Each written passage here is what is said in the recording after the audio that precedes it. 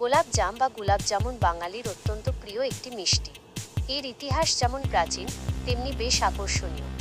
জাম নামটির উৎপত্তি মূলত ফার্সি ও হিন্দি শব্দের সংমিশ্রণ থেকে। গোলাপ গোলাপ ফার্সি শব্দ গুল ফুল এবং আব পানি থেকে এসেছে গোলাপ বা গোলাপ জল। এই মিষ্টিটি গোলাপ জল মিশ্রিত চিনির শিরায় ডুবিয়ে রাখা হয় বলে এর নাম গোলাপ জাম। জামুন মিষ্টিটি দেখতে অনেকটা আমাদের দেশের কালো জাম ফলের মতো বলে একে জাম বলা হয়। গোলাপ জামের উৎপত্তির পেছনে দুটি প্রধান মতবাদ রয়েছে: পারস্য ও মুঘল প্রভাব।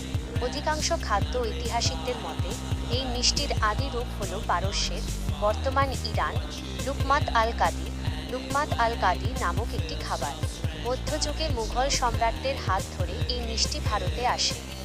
মুঘল সম্রাট শাহজাহানের ব্যক্তিগত বাবুর্চি বা খাসসামা ভুলবশত এটি তৈরি করেছিলেন বলেও লোকমুখে প্রচলিত আছে। তিনি পারস্যের রন্ধনশৈলীর সাথে ভারতীয় দুধের তৈরি ছানা বা খোয়া মিশিয়ে এটি আধুনিক রূপ দেন। তুর্কি প্রভাব। অন্য একটি মতে তুর্কিরা ভারতে আসার সময় এই মিষ্টিটি সাথে করে নিয়ে এসেছিল, যা কালক্রমে ভারতীয় উপমহাদেশের অন্যতম জনপ্রিয় মিষ্টান্নে পরিণত হয়। ও লেডিকেনি।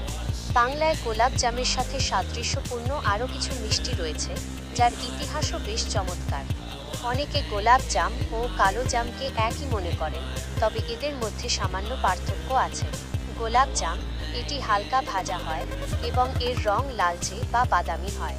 কালো জাম এতে ছানার মিশ্রণে কিছুটা চিনি যোগ করা হয় এবং এটি দীর্ঘক্ষণ ভাজা হয় যাতে চিনি পুড়ে বা ক্যারামেলাইজড হয়ে রংটি কালচে হয়। এটি গোলাপ জামের তুলনায় কিছুটা শক্ত হয়ে থাকে। আজকের দিনে বাংলাদেশ ও ভারতে বিবাহ, ঈদ বা পূজার মতো যে কোনো উৎসবে গোলাপ জাম একটি অপরিহার্য মিষ্টান্ন।